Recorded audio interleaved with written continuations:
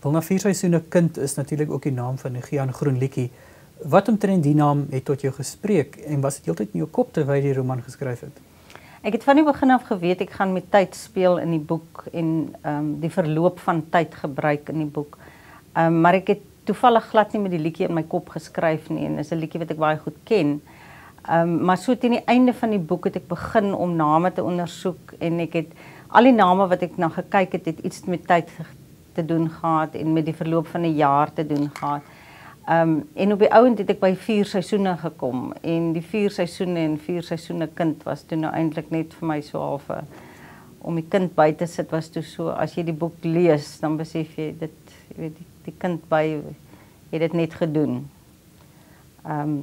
Ja, en toe het ek eintlik na die tyd weer die liedjie gaan luister en besef dit is eintlik baie nogal van toepassing op die boek. Heel party van die karakters in 4 seisoene kind het destyds in jou roman met ander woorde ook voorgekom. Hoe maklik of hoe moeilik was dit om 4 jaar later weer in hulle koppe te kom?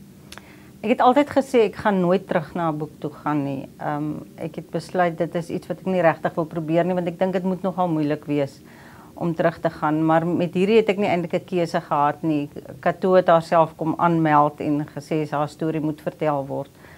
So ek het op die ouend het ek eintlik makliker teruggegaan. Dit was karakters wat ek baie goed geleer ken het destyds.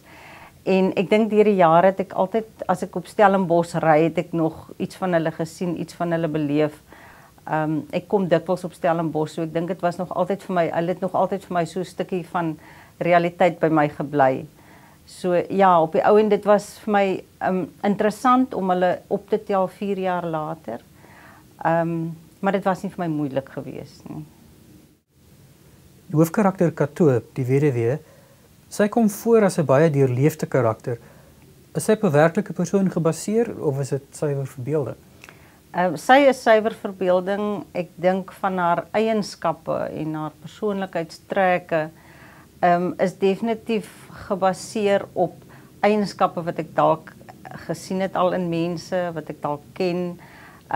Ek dink daai tipe van onblusbare energie wat sy het. Sy wou nie 'n neergeslaane gees gebly het nie. Dit is iets wat ek al in mense gesien het, dat daai wil om op te staan, om te probeer aangaan. Ja, sy is definitief 'n fiksie karakter wat geskep is, maar ek dink die eienskappe is 'n universele ding wat soms by mense voorkom, wat ek al gesien het, ja. Is dit vir jou belangrik om in elke nuwe boek wat jy aanpak 'n totaal nuwe tema te ondersoek? Watter tema in 4 seisoene kind lê jou naaste aan die hart? Ja, dit is vir my interessant. Ek wil nie graag net boeke kloon maar net karakters of storielyne vat en in 'n volgende boek maar net weer dieselfde ontgin nie. Vir my persoonlik ook, want ek dink is net soveel interessanter om met elke nuwe boek gaan doen jy 'n bietjie nuwe navorsing, jy gaan ondersoek nuwe karakters, nuwe storielyne. Ek dink die een in 4 seisoene kind wat my waarskynlik die naaste aan die hart lê, is die hele ding rondom wat maak jy as jou to-do list op 'n dag nie meer lyk soos wat jy gehoop het hy gaan lyk nie, of as daar sekere kaarte uitgedeel word na jou kant toe wat nie lyk soos jy gehoop het dit lyk nie. Wat maak jy daarmee?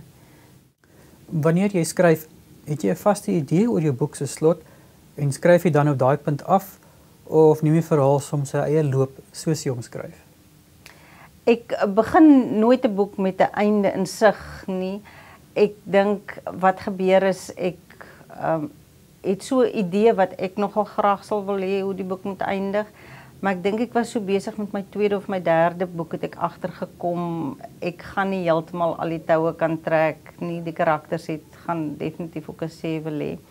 En toe het ek agtergekom die beste gaan wees is as ek maar so half agter die karakters aanstap en kyk waarheen hulle my gaan lei. Ja, so op die ouend op die oomblik is dit eintlik nogal vir my ook interessant om te sien hoe die boeke eindig.